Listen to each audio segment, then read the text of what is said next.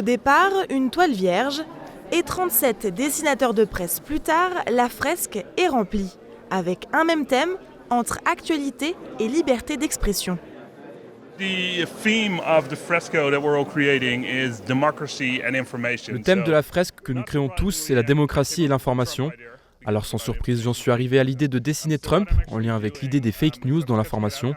Ici, il y aura des brins d'herbe qui vont signifier le mot vérité, et là, il y aura Donald Trump poussant une tondeuse. Il avance et derrière lui, l'herbe coupée représentera le mot mensonge. C'est l'idée générale.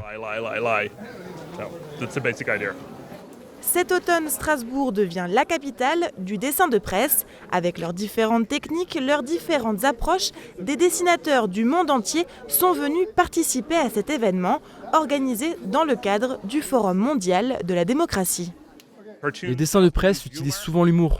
Ce n'est pas une fin en soi, mais un moyen pour en arriver à réfléchir sur des sujets importants. Dans notre cas, tous les dessins vont, espérons-le, vous faire réfléchir sur des questions de démocratie, l'importance d'avoir des informations exactes ou encore le danger des fake news.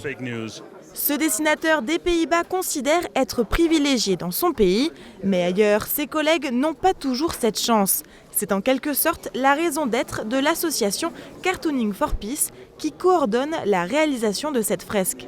Elle rassemble des dessinateurs de presse du monde entier autour des notions de respect des cultures et des libertés. Avec les chapes de plomb qui s'installent aujourd'hui, on se rend compte que le dessin, il permet de dire beaucoup de choses. Lui, il est russe. Il y a un Ukrainien qui est pas loin. Il y a un Israélien, il y a un Palestinien. Et en fait, tout est fait pour qu'ils se foutent sur la gueule. Or, avec Cartooning for Peace, on arrive à les rassembler et ils font en sorte de se parler et ils sont toujours ensemble. Et nous, avec nos petits feutres, on fait des ponts pour essayer de rassembler ces cultures avec des chrétiens. Là, il y a des chrétiens, il y a des juifs, des musulmans, il y a des athées, et tout le monde se parle. Et ils sont d'accord sur rien entre eux et c'est ça que j'aime. À partir du 1er juillet, le New York Times ne publiera plus aucune caricature politique dans son édition internationale. Un coup dur pour ses dessinateurs.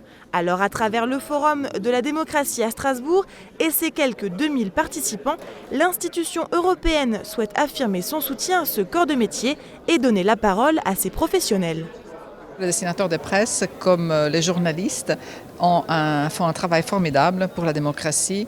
Ils sont vraiment l'oxygène dont nous avons besoin pour à la fois lire et regarder et avoir un regard parfois oblique, parfois mordant. Leurs dessins, comme leurs plumes, comme leurs paroles, mettent en cause parfois certains régimes. Il est très important qu'on puisse critiquer, qu'on puisse rire, qu'on puisse se moquer du pouvoir. C'est très important pour le Conseil de l'Europe. Ça a été même confirmé par notre Cour européenne des droits de l'homme dans sa jurisprudence.